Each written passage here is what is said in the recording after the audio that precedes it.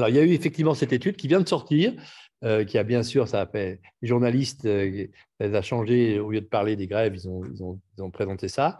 Et c'est vrai, les chiffres sont vrais, hein. C'est-à-dire qu'il y a une augmentation de la consommation de psychotropes chez l'enfant en France.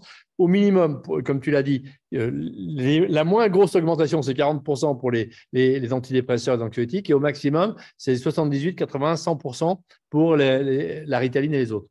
Sauf que c'est un fake dans la mesure où on partait de très bas. C'est-à-dire qu'en France, puisqu'on n'avait que la psychanalyse jusqu'à maintenant, qui a encore sa place, hein, bien sûr, dans certains cas, mais à l'époque, la psychanalyse, c'était pour tout. Maintenant, la psychanalyse, c'est réservé. Il y a des enfants, et reprenons l'exemple de l'enfant agité. L'enfant qui est agité qu'avec certaines personnes de la famille, là, il faut faire un travail psychothérapique familial. Et là, ça ne sert à rien de donner un médicament, puisqu'à l'école, il tient en place. Donc, ce n'est pas ça. Donc, l'idée, à partir du moment où on sait qu'il y a des symptômes et des syndromes, que l'hyperactivité, c'est un symptôme, comme la fièvre. Mon enfant est hyperactif, votre enfant est hyperactif, vous l'emmenez chez le médecin, c'est comme si vous l'emmenez chez le médecin, il a de la fièvre. Il a de la fièvre, le médecin ne va pas le mettre aux antibiotiques tout de suite. Il va regarder les oreilles, il va regarder la gorge, il va palper le ventre, il va mettre une bandette dans les urines. Il va essayer de comprendre pourquoi.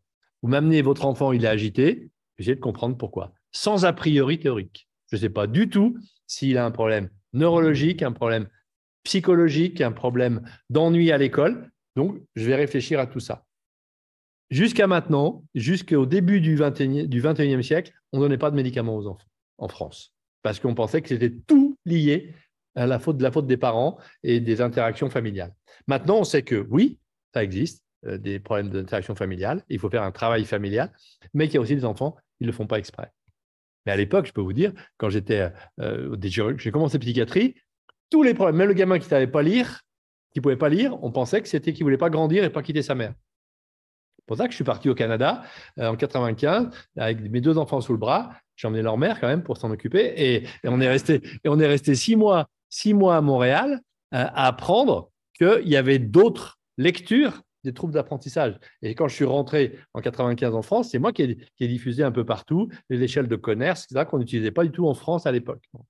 Donc, oui, pour répondre à cette question, il y a eu cette étude-là qui dit qu'il y a une augmentation, mais on est encore très en dessous et des autres pays, tant mieux d'ailleurs, parce qu'en Amérique, c'est l'inverse, ils donnent beaucoup trop de médicaments, mais on est encore très en dessous du nombre d'enfants qui mériteraient de l'avoir de la Ritaline ou des antidépresseurs et qui ne les ont pas.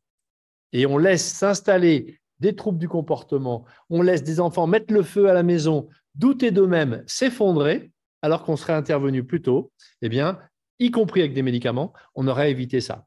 Donc là, notre position elle est très claire, hein, c'est-à-dire que les médicaments, oui, à condition qu'on ait porté un diagnostic, qu'on ait essayé autre chose avant, et à ce moment-là, on peut donner le médicament.